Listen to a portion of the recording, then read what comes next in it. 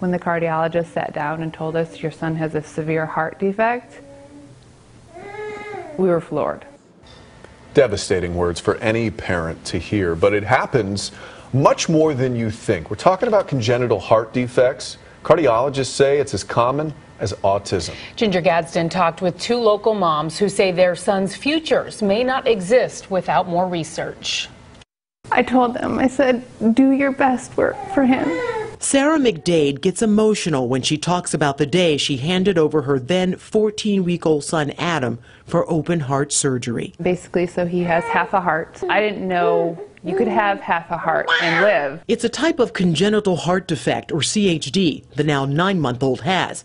His condition may be uncommon, but pediatric cardiologist Dr. William DeCampley says CHDs are not. Here at Arnold Palmer Medical Center, there is a child born with congenital heart disease about every other day. DeCampley says there are several different kinds of CHDs. Some may go away on their own, but others could require major surgery or cause death.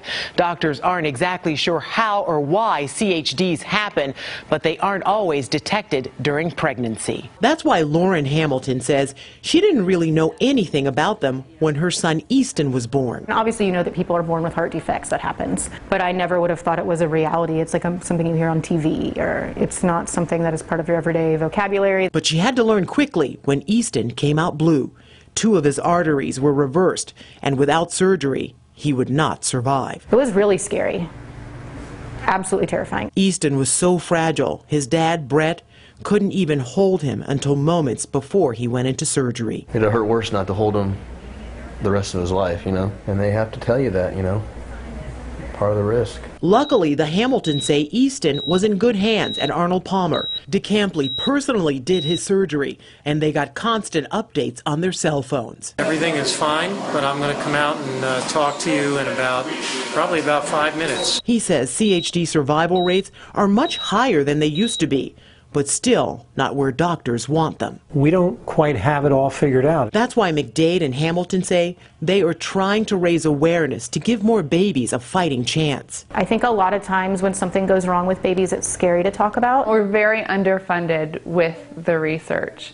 It's important because the research is really what's going to help keep Adam alive. And DeCampley says at this point, it's not just about survival. The next question becomes, how can we optimize their functional health status, i.e. their quality of life? That's why McDade says she's now putting a lot of her time in raising money for CHD research. I don't want to come to a place where the doctors tell me there's nothing more that we can do. What doesn't kill you makes you stronger, and your baby is way stronger than you ever thought they could possibly be.